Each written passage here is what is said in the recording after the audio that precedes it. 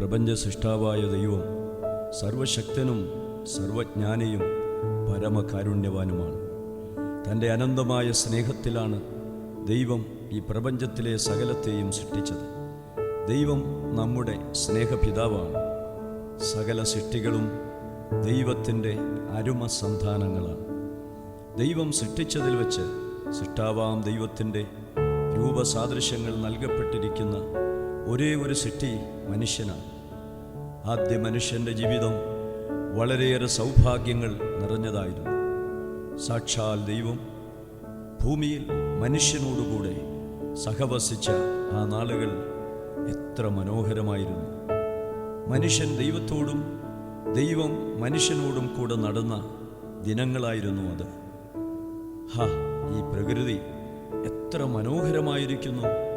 പാറിപ്പറക്കുന്ന ഈ പക്ഷികളുടെ രാഗങ്ങളും ഈ മനോഹര പുഷ്പങ്ങളിൽ നിന്നും വീശുന്ന സുഗന്ധവും എത്ര ഹൃദയസ്പർശിയാണ്. ഈ സൂര്യപ്രകാശം എത്രയേറെ സ്വച്ഛന്തമാണ്. നമ്മുടെ ചുറ്റും കാണുന്ന ഈ ഓരോ ജീവജാലങ്ങളും എത്ര ഭാഗ്യം സിദ്ധിച്ചവയാണ്. ഇങ്ങനെ സൃഷ്ടാവാം ദൈവത്തോടുകൂടെ ഉല്ലസിച്ച് നടക്കുന്ന മനുഷ്യനെ നോക്കി അസൂയപ്പെട്ടുകൊണ്ട് അന്ധകാര ലോകത്തിൻ്റെ അധിപതിയായ പിശാച് ഉറഞ്ഞു തുള്ളി നടക്കുന്നുണ്ടായിരുന്നു. അങ്ങനെ പിശാച് പല നിലയിലും മനുഷ്യനെ വശീകരിക്കുവാൻ തക്കം പാർത്തിരുന്നു.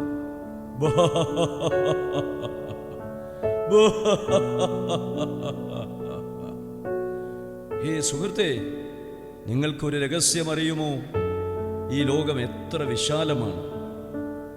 ജീവിത സുഖങ്ങൾ ആസ്വദിക്കുവാനുള്ള എത്രയെത്ര അവസരങ്ങളാണ് നിങ്ങളുടെ മുൻപിൽ തുറന്നിരിക്കുന്നത്.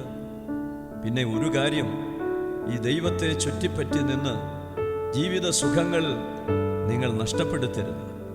ഈ ജീവിതം കാലത്തിനനുസരിച്ച് ആസ്വദിക്കണം. എൻ്റെ ഒപ്പം നിങ്ങൾ വരൂ. ഈ ജീവിതം സ്വപ്ന തുല്യമാക്കുവാനുള്ള പല മാർഗങ്ങളും ഞാൻ നിങ്ങൾക്ക് കാണിച്ചു തരാം. എന്താണ് ഇയാൾ പറയുന്നത്? ഇയാൾ പറയുന്നത് ശരിയാണോ? ഒരുപക്ഷെ ഇയാൾ പറയുന്നതായിരിക്കും ശരി. ഒന്ന് പരീക്ഷിച്ച് നോക്കാം. എന്തു തന്നെയായാലും എനിക്കെൻ്റെ സ്വപ്നങ്ങൾ നേടിയെടുക്കണം. എനിക്ക് ഉയരങ്ങളിലെത്തണം. സുഹൃത്തേ, നിങ്ങളുടെ ജീവിതം ഉയരങ്ങളിലെത്തണമെങ്കിൽ ധാരാളം പണം നിങ്ങൾക്ക് വേണം. പണമില്ലാത്തവന് ഇവിടെ എന്തു വില? ധാരാളം സമ്പാദിക്കുക, എല്ലാം വെട്ടിപ്പിടിക്കുക. പണം നേടിയെടുക്കുവാൻ നിങ്ങൾ ഉദ്യമിച്ചാൽ നിശ്ചയമായി നിങ്ങൾ വിജയിക്കും. ഇത് വെച്ചോളൂ. വേഗം പണക്കാരനാകാനുള്ള മാർഗങ്ങളെല്ലാം ഇതിലുണ്ട്. എന്താണിത്? വെട്ടിപ്പ്, തട്ടിപ്പ്, വഞ്ചന, കൈക്കൂലി, കള്ളക്കടത്ത്, ഇതാണോ പണമുണ്ടാക്കാനുള്ള മാർഗങ്ങൾ? അങ്ങനെ അവൻ ആർത്തിയോടെ ഓടി നടന്ന് സമ്പാദിക്കുവാൻ തുടങ്ങി. ഇപ്പോൾ എനിക്ക് ധാരാളം പണമുണ്ട്, പക്ഷേ എൻ്റെ സമാധാനം എനിക്ക് നഷ്ടപ്പെട്ടിരിക്കുന്നുവല്ലോ. ഞാൻ എന്ത് ചെയ്യും? ഞാൻ? നിനക്ക് കുറച്ച് ക്ഷീണം കാണുന്നുണ്ടല്ലോ. ഇതൊന്ന് ഉപയോഗിച്ച് നോക്ക്. നല്ല ഉന്മേഷം കിട്ടും. മോനെ, ഇത് ലോക ബ്രാൻഡാ. VIP-മാർ മാത്രം ഉപയോഗിക്കുന്ന കിടിലൻ സാധനം. ഇവൻ അങ്ങ് ചെന്നാൽ എല്ലാ ദുഃഖങ്ങളും നീ മറക്കും. എടുത്തോളൂ. അങ്ങനെ ക്രമേണ മദ്യപാനം ആ മനുഷ്യനെ കൂടുതൽ തകർച്ചയിലേക്ക് വീഴ്ത്തുകയാണ്. ആരോഗ്യം ക്ഷയിച്ച്, ബുദ്ധി മന്ദിച്ച്, മാനവും ധനവും നഷ്ടമായി, രോഗങ്ങളുടെ പിടിയിൽ അമർന്ന് അവനതാ വിഷാദത്തിലാണ്ട് നിൽക്കുമ്പോൾ അടുത്ത ഓരോ മോഹവലയങ്ങൾ വീണ്ടും അവനെ സമീപിക്കുകയാണ്. ലഹരി മരുന്നുകളുടെ നിലയില്ലാ കയങ്ങൾ. ഹേ സ്നേഹിത, അധികാരവും പ്രതാപവും കരുത്തും വേണമെങ്കിൽ നിങ്ങൾ ഇങ്ങനെ ഇരുന്നിട്ട് കാര്യമില്ല. ഈ സാധനം ഒന്ന് പരീക്ഷിച്ചു നോക്കൂ. നെപ്പോളിയനെയും അലക്സാണ്ടറിനെയും കാൾ കരുത്തനായ നേതാവായി നിങ്ങൾ മാറും. ഇത് ഉപയോഗിച്ചാൽ നിങ്ങളുടെ സ്വപ്നങ്ങളെല്ലാം സഫലമാകും. പിന്നെ യാതൊരു ദുഃഖങ്ങളും നിന്നെ ബാധിക്കുകയില്ല. അപ്പോൾ അന്തരീക്ഷത്തിൽ അവൻ്റെ അന്ധകരണത്തിൽ ഒരു ശബ്ദം മുഴങ്ങി കേൾക്കുകയാണ്.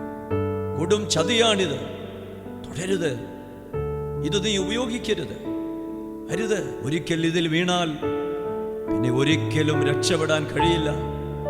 അരുത്, നീ ഇത് ഉപയോഗിക്കരുത്. മടിച്ചു നിൽക്കേണ്ട, വേഗം വരൂ. ഇത് 2 ഗ്രാം മാത്രം ഉപയോഗിച്ചാൽ മതി. നിനക്ക് പക്ഷിയെപ്പോലെ പറക്കാം, ജീവിതം ആസ്വദിക്കൂ.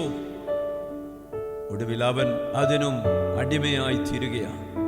ലഹരി മരുന്നിൻ്റെ നിലയിൽ ആ കയങ്ങളിലേക്ക് ആ മനുഷ്യൻ താണു പോകുന്നു.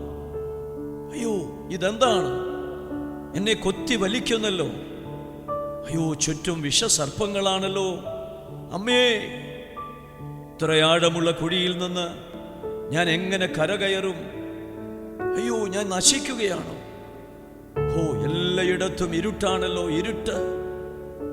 എന്തൊരു കൂരിരുട്ടാണിത്. അങ്ങനെ ലഹരിയുടെ ലോകത്തിലേക്ക്, അതിൻ്റെ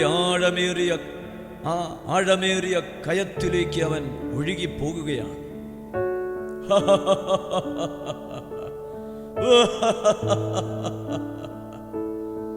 എന്തു പറ്റി? നിന്റെ പരീക്ഷണങ്ങളെല്ലാം പരാജയപ്പെട്ടിരിക്കുന്നു അല്ലേ?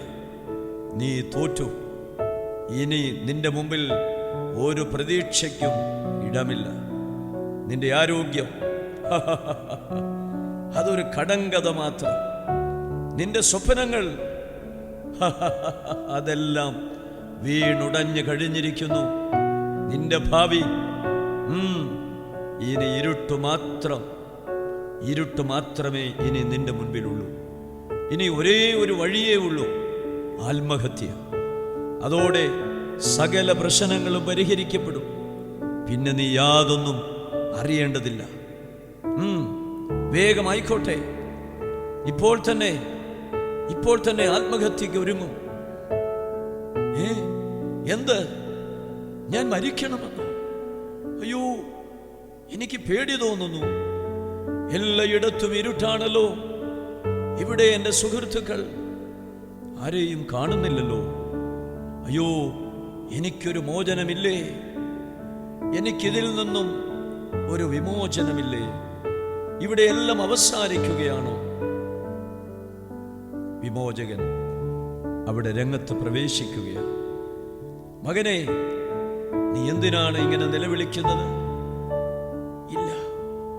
ഇല്ല, ഞാൻ പരാജയപ്പെട്ടു. എൻ്റെ ജീവിതം തകർന്നു. ഇനി ജീവിക്കുന്നതിൽ യാതൊരർത്ഥവുമില്ല. ഇല്ല മകനെ, നീ തകർന്നിട്ടില്ല. നീ എന്നെ വിശ്വസിക്കൂ. ദുഷ്ടാരൂപിയുടെ വാക്ക് കേട്ട് തെറ്റായ വഴികൾ തെരഞ്ഞെടുത്തതാണ് നീ പരാജയപ്പെടുവാൻ കാരണമായത്. എന്നാൽ ശരിയിലേക്ക് മടങ്ങി വരുവാൻ ഇപ്പോഴും നിനക്ക് അവസരമുണ്ട്. ഇനി ഒട്ടും വൈകേണ്ട. അങ്ങ് ആരാണ്? എനിക്ക് അങ്ങയെ കാണുവാൻ കഴിയുന്നില്ലല്ലോ. എനിക്ക് അല്പം ധൈര്യം തിരിച്ചു കിട്ടിയതുപോലെ തോന്നുന്നു. അപ്പോൾ ഞാൻ മരിക്കേണ്ടതില്ല എന്നാണോ അങ്ങ് പറയുന്നത്? ഇല്ല മകനെ, നീ മരിക്കേണ്ടതില്ല. ആത്മഹത്യ യാതൊന്നിനും പരിഹാരമല്ല. ഞാൻ നിന്റെ സൃഷ്ടാവാം ദൈവമാണ്. എല്ലാ തകർച്ചയിൽ നിന്നും നിന്നെ വീണ്ടെടുക്കുവാനായി ഞാൻ നിനക്കു വേണ്ടി എൻ്റെ ജീവൻ ക്രൂശിൽ ബലിയർപ്പിച്ചു. നിന്റെ രക്ഷിതാവാണ് ഞാൻ. ഉറച്ച തീരുമാനം നിന്റെ ഹൃദയത്തിൽ എടുത്തുകൊണ്ട് നീ എന്നിലേക്ക് തിരിഞ്ഞാൽ നിനക്ക് പൂർണ്ണ സമാധാനം നിനക്ക് ലഭിക്കും. നിന്റെ ജീവിതം പിന്നെയും തളിർക്കും. നഷ്ടപ്പെട്ട ജീവചൈതന്യം തിരിച്ചു കിട്ടും. പണത്തോടുള്ള ആർത്തി, മദ്യാസക്തി, ലഹരി മരുന്ന്, ആത്മഹത്യാ ചിന്ത, ഇതെല്ലാം ചതിക്കുഴികളാണ്, കൊടും വഞ്ചനകൾ. വ്യാജത്തിൻ്റെ ഈ രൂപഭാവങ്ങൾ നിന്നെ നിത്യനാശത്തിലേക്ക് കൊണ്ടുപോവുക മാത്രമേ ഉള്ളൂ. എന്നാൽ കുഞ്ഞേ, ഇന്ന് നിന്റെ ജീവിതം എനിക്കായി നീ സമർപ്പിക്കുക. എനിക്കായി നിന്നെ തന്നെ ഏൽപ്പിക്കുക. നിശ്ചയമായും അത് പുതിയ തീരങ്ങളിലേക്ക് എത്തും. പുതിയ ഉയരങ്ങളിലേക്ക് നിന്റെ ജീവിതം പറന്നുയരും. നീ ഇങ്ങനെ പ്രാർത്ഥിക്കുക: നാഥ, ഞാൻ എന്നെ തന്നെ എനിക്കായി സമർപ്പിക്കുന്നു. നാഥ, എന്നെ കൈക്കൊള്ളണമേ. ഞാൻ എന്നെ തന്നെ അങ്ങേയ്ക്കായി സമർപ്പിക്കുന്നു. എന്നെ കൈക്കൊള്ളണമേ.